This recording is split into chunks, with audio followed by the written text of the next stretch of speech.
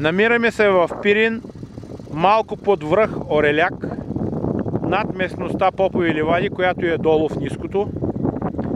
Ние дойдохме по този път там отдолу. Ето го в дъното град Гоце Делчев. А още по-в дъното там, където блести, леко се вижда. Сега ще го приближа, но времето е малко неподходящо за кадри. Там е Огняново, по онази река навътре влязахме. Насреща, където се вижда онзи път, така в планината, там е Лещен, а малко по-наляво е Долно Дряново и Ковачевица. Това отсреща е Родопа планина.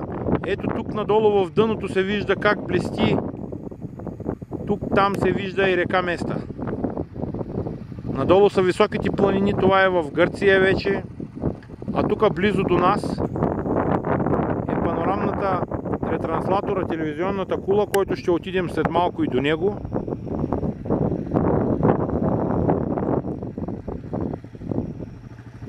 Ето къде е тя там горе. Ние по тези пътища черни 10 км отдолу дойдохме.